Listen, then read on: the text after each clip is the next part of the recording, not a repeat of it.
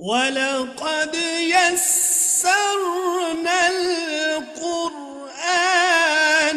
لِلذِّكْرِ، اور بے شک ہم نے قرآن کو نصیحت کے لیے آسان کر دیا ہے۔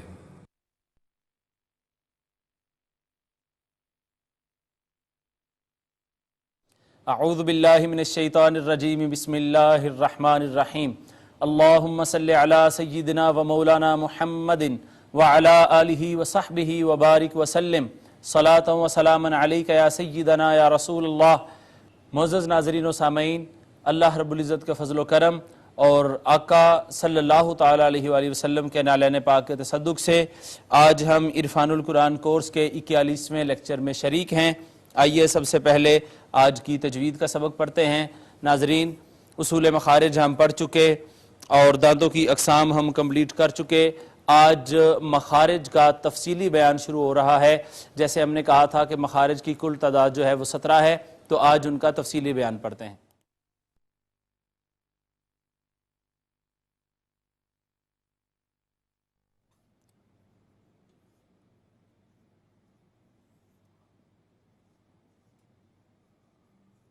آج صرف 4 مخارج ہیں جو آج ہم پڑھیں گے۔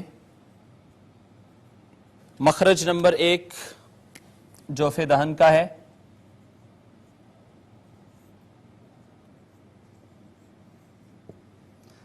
مخرج نمبر 2 ہے اقصی حلق۔ مخرج نمبر 3 ہے وسط حلق۔ اور مخرج نمبر 4 ہے ادنی حلق۔ جیسا کہ آپ کے علم میں ہے ناظرین، ہم یہ پڑھ چکے ہیں کہ جوف دہن منہ کے خالی حصے کو کہتے ہیں۔ یہاں سے حروف مدہ ادا ہوتے ہیں، واو، الف اور یا۔ یہ 3 حروف واو، الف اور یا منہ کے اس خالی حصے سے ادا ہوں گے۔ اس کے بعد اقصی حلق ناظرین کہتے ہیں یہ جگہ جہاں پہ ہمارا حلق کا حصہ ختم ہو جاتا ہے، گلا ختم ہو جاتا ہے، یہاں سے ادا ہوں گے حمزہ اور ہا۔ اس کے بعد وسط حلق، درمیانے حلق کو کہتے ہیں، یہاں سے عین اور ہا ادا ہوں گے۔ یہ چیزیں پہلے بھی ہم حروف حلقی کی باس میں پڑھ چکے ہیں۔ ادنی حلق کا شروع کا حصہ جو منہ کے ساتھ جڑا ہوتا ہے، وہاں سے غین اور خا ادا ہوں گے۔ جی ناظرین، یہ آپ دیکھ لیں کہ آج پہلے 4 مخارج ہم نے پڑھے۔ پہلا مخرج جوف دہن کا ہے۔ جوف دہن سے ادا ہوئے واو، الف اور یا۔ اس کے بعد اقصی حلق سے حمزہ ہا، وسط حلق سے عین ہا، اور حلق کا وہ حصہ جو منہ کے ساتھ جڑا ہے، یہاں سے ادا ہوں گے غین اور خا۔ تو ناظرین، میں نے ایک اور بات بھی آپ سے عرض کی تھی کہ مخرج معلوم کرنے کا طریقہ یا مخرج کی پریکٹس کا طریقہ یہ ہے کہ جس حرف کا بھی آپ نے مخرج معلوم کرنا ہو، آپ اس کو پہلے ساکن کریں، ما قبل حمزہ مفتوحہ لا کر پڑھیں، تو آپ اس کی بہت بہتر طور پہ پریکٹس کر سکتے ہیں۔ یہاں پہ مثال کے طور پر یہ حمزہ یہاں سے ادا ہوگا، دونوں حمزے ہیں، تو آہ، آہ، آہ، آہ، اغ، اخ۔ اس طریقے سے ناظرین آپ جس بھی حرف کی پریکٹس کرنا چاہتے ہیں اس کو ساکن کر کے شروع میں حمزہ لگا کے، حمزہ مفتوحہ، حمزہ زبر آ، تو اس کو پڑھیں، اور اس کی بھرپور پریکٹس کرنے کے بعد متعلقہ مخرج سے وہ حرف نکلنا شروع ہو جاتا ہے۔ یہ 4 مخارج تھے جو آج ہم نے پڑھے۔ پہلا ہے جوف دہن، دوسرا اقصی حلق، تیسرا وسط حلق اور چوتھا ادنی حلق۔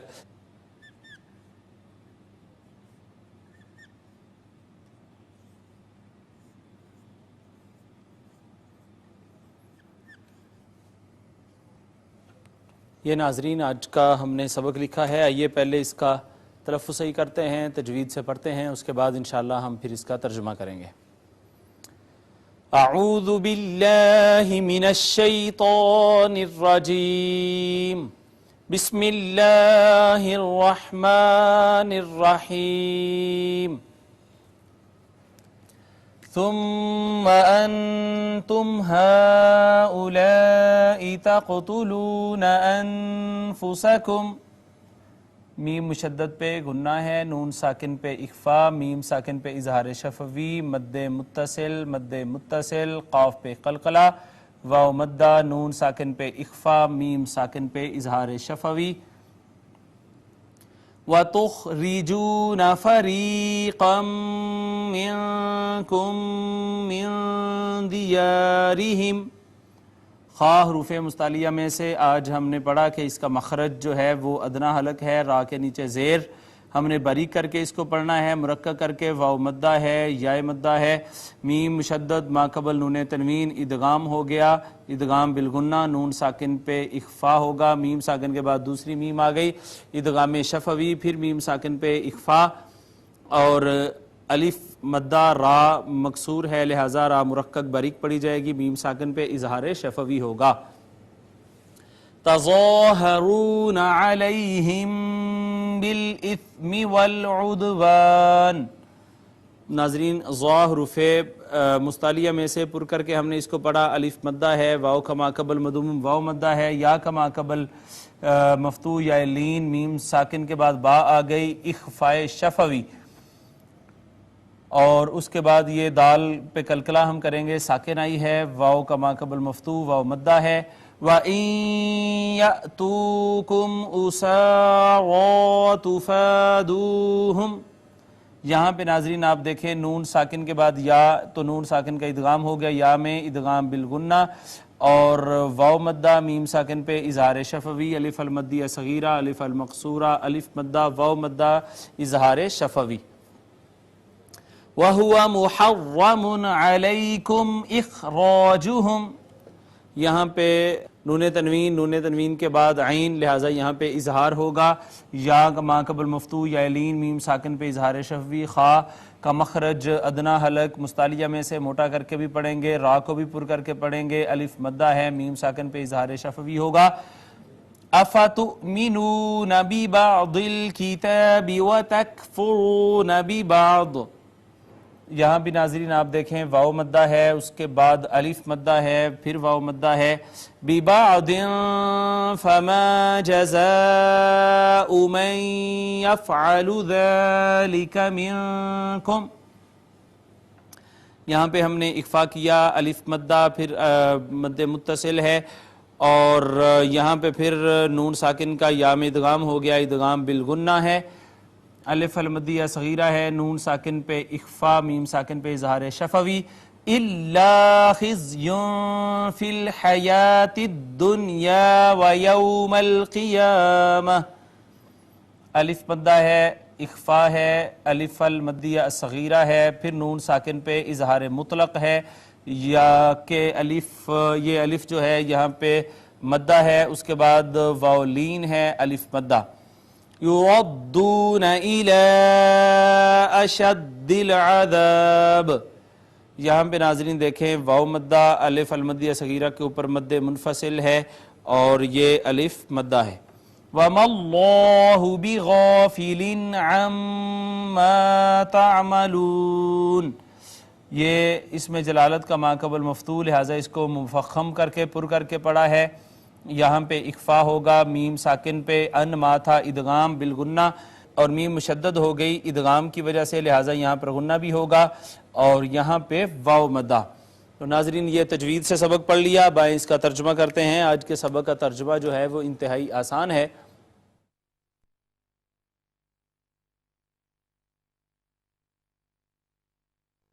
ثم کا معنی ہے پھر، انتم اس میں ضمیر ہے جمع مذکر حاضر کی، تم سب. ہاؤلائی اس میں اشارہ ہے بعید کا جمع مذکر اور مونس دونوں کے لیے، وہ ہو یا وہی ہو، پھر تم سب وہی ہو. تقتلون فعل مضارع جمع مذکر حاضر کا صیغہ ہے، تم سب قتل کرتے ہو، پھر تم وہی ہو جو قتل کرتے ہو. انفسکم انفس جانوں کو، کم اس میں ضمیر جمع مذکر حاضر، تم اپنی جانوں کو پھر قتل کرتے ہو، واو کا معنی اور. تخرجون پھر فعل مضارع جمع مذکر حاضر، تم سب نکالتے ہو. فریقاً فریقاً گروہ کو، ایک گروہ کو تم نکالتے ہو، من کا معنی سے، کم اس میں ضمیر جمع مذکر حاضر کی، تم میں سے. تو تم میں سے ایک گروہ ایسا ہے جس کو تم جلا وطن بھی کرتے ہو، من کا معنی سے دیار گھروں سے، گھروں سے، ہم اس میں ضمیر جمع مذکر غائب کی، ان کے گھروں سے. ان کے گھروں سے تم انہیں نکالتے ہو. تظاہرون فعل مضارع جمع مذکر حاضر کا صیغہ ہے. تا کا معنی تم، واو کا معنی سب یا سارے، تم سارے. ظاہرہ یظاہر ہوتا ہے مدد کرنا، تم سب مدد کرتے ہو. علیہم علا کا معنی ہے پر یا اوپر. ہم اسم ضمیر جمع مذکر غائب کی، ان کے یعنی ان کی تم مدد کرتے ہو. با کا معنی ساتھ، اسم گناہ کے، گناہ کے ساتھ. واو کا معنی اور ہے، العدوان زیادتی کے ساتھ. واو کا معنی اور، ان کا معنی اگر. یاتو نہ تھا لیکن ان حرف شرط نے جو ہے وہ نون اعرابی کو گرا دیا ہے. یاتو فعل مضارع ہے جمع مذکر غائب کا صیغہ. وہ آتے ہیں، یاتو وہ آتے ہیں. کم اسم ضمیر جمع مذکر حاضر کی، تمہارے پاس. اور اگر وہ تمہارے پاس آتے ہیں، اسارا اسیر کی جمع ہے قیدی ہو کر، قیدی بن کر. تو تفادو، یہاں بھی تفادو نہ تھا، ان نے حرف جزمہ نے اس کو گرا دیا ہے. تفادو فعل مضارع جمع مذکر حاضر کا یہ صیغہ ہے. تم فدیہ لیتے ہو. ہم اسم ضمیر جمع مذکر غائب کی، ان سے یا ان کا. واو اور ہوا اسم ضمیر واحد مذکر غائب کی، اور وہ محرم حرام ہے. علا کا معنی پر یا اوپر. کم اسم ضمیر جمع مذکر حاضر کی، تم پر وہ حرام ہے کیا؟ اخراج نکالنا. ہم اسم ضمیر جمع مذکر غائب، ان کا نکالنا بھی تو تم پر حرام ہے. حرف استفہام معنی ہے کیا. فا کا معنی ہے پس. تؤمنون فعل مضارع جمع مذکر حاضر، تم ایمان لاتے ہو. کیا تم ایمان لاتے ہو؟ با کا معنی ہے ساتھ. بعد کچھ کے، کیا تم کچھ پر ایمان لاتے ہو؟ الکتاب کتاب کے بعض حصے پر تم ایمان لاتے ہو. واو کا معنی ہے اور. تکفرون فعل مضارع جمع مذکر حاضر، تم انکار کرتے ہو. تکفرون تم انکار کرتے ہو. ببادن ساتھ، بادن کچھ کا. تو تم کتاب کے کچھ حصے پر ایمان لاتے ہو اور کچھ حصے کا انکار کرتے ہو. فا کا معنی ہے پس. ما استفہامیہ ہے، معنی ہے کیا. پس کیا ہے؟ جزاء جزا، پس کیا جزا ہے. من کا من موصولہ ہے، یہاں پہ اس کا معنی ہے جو. یفعلو فعل مضارع واحد مذکر غائب، جو کرے گا. ذالک اس میں اشارہ واحد مذکر بعید کا ہے، جو وہ کرے گا یعنی یہ کام جو کرے گا. من کا معنی سے. کم اسم ضمیر جمع مذکر حاضر، تم میں سے جو یہ کام کرے اس کی سزا کیا ہے. الا سوائے. خزیٌ رسوائی کے، ذلت کے. فی الحیات الدنیا، فی کا معنی ہوتا ہے میں، حیات زندگی کو کہتے ہیں، اور دنیا میں، دنیا کی زندگی میں اس کے لیے رسوائی ہے.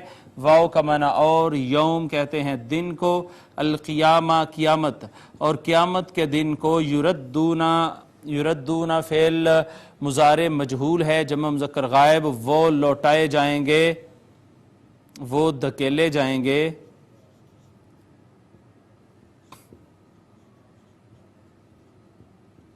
الا طرف یا کی طرف. اشد سخت ترین، شدید ترین. عذاب عذاب، وہ سخت ترین عذاب کی طرف جو ہے دھکیل دیے جائیں گے. واو کا معنی ہے اور. ما نافیہ ہے اور نہیں ہے. اللہ اللہ اور اللہ نہیں ہے. با کا معنی ساتھ. غافل غفلت کے، اللہ غفلت میں نہیں ہے. عما ان ما تھا، ان کا معنی سے. ما موصولہ معنی ہے جو، اس حوالے سے جو. تعملون فعل مضارع جمع مذکر غائب، تم عمل کرتے ہو. جو عمل تم کرتے ہو اللہ اس سے غافل نہیں ہے. جی ناظرین، یہ آج کے سبق کا ترجمہ ہے لفظی. اب آئیے اس کا با محاورہ ترجمہ کرتے ہیں. پھر تم ہی وہ لوگ ہو کہ اپنوں کو قتل کر رہے ہو اور ایک گروہ کو اپنے ہی وطن سے نکال رہے ہو، اور ان کے خلاف گناہ اور زیادتی کے ساتھ مدد بھی کرتے ہو. اور وہ قیدی ہو کر تمہارے پاس آ جائیں تو ان کا فدیہ دے کر چھڑا لیتے ہو، حالانکہ حرام کر دیا گیا تھا تم پر ان کا وطن سے نکالا جانا. کیا تم کتاب کے بعض حصوں پر ایمان رکھتے ہو اور بعض کا انکار کرتے ہو؟ پس تم میں سے جو شخص ایسا کرے اس کی کیا سزا ہو سکتی ہے، سوائے اس کے کہ دنیا کی زندگی میں ذلت رسوائی ہو اور قیامت کے دن لوٹائے جائیں گے سخت ترین عذاب کی طرف. اور اللہ تمہارے کاموں سے بے خبر نہیں ہے۔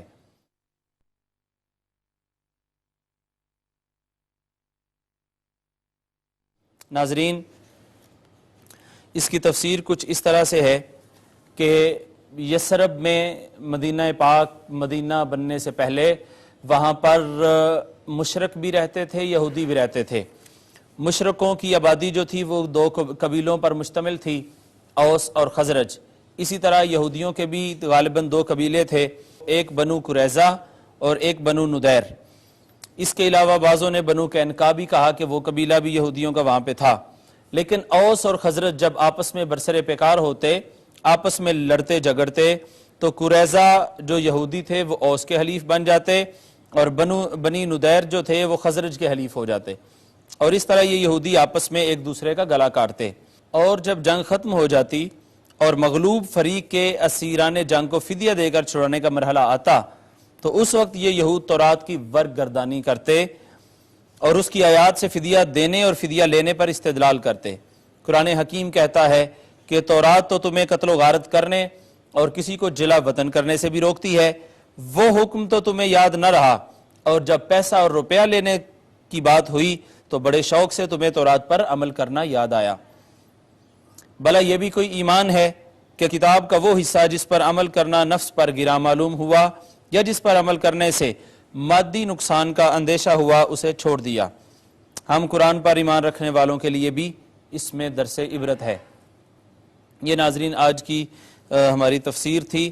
اس میں یہ تفسیر ضیاء القرآن کا ایک اقتباس میں نے آپ کو پڑھ کے سنایا۔ تفسیر منہاج القرآن میں ایک روحانی فائدہ یہاں پہ مکتوب ہے، وہ بھی میں آپ کو سناتا ہوں۔ وَإِن يَأْتُوكُمْ أُسَارَىٰ تُفَادُوهُمْ، جب تمہارے پاس وہ قیدی بن کر آتے ہیں تو تم ان کا فدیہ دیتے ہو۔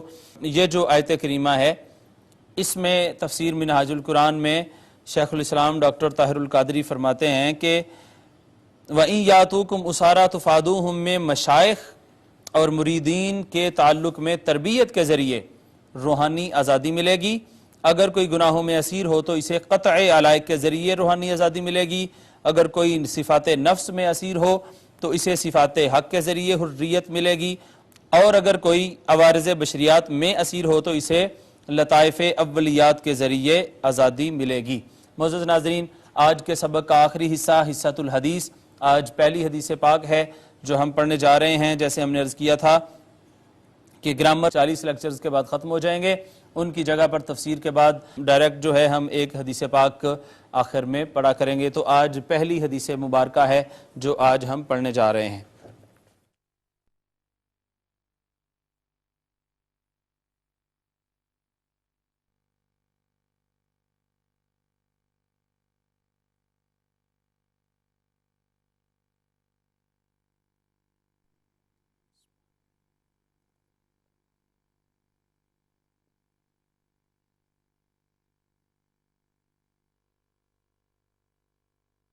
جی ناظرین، یہ آج کی حدیث مبارکہ ہم لکھ چکے ہیں۔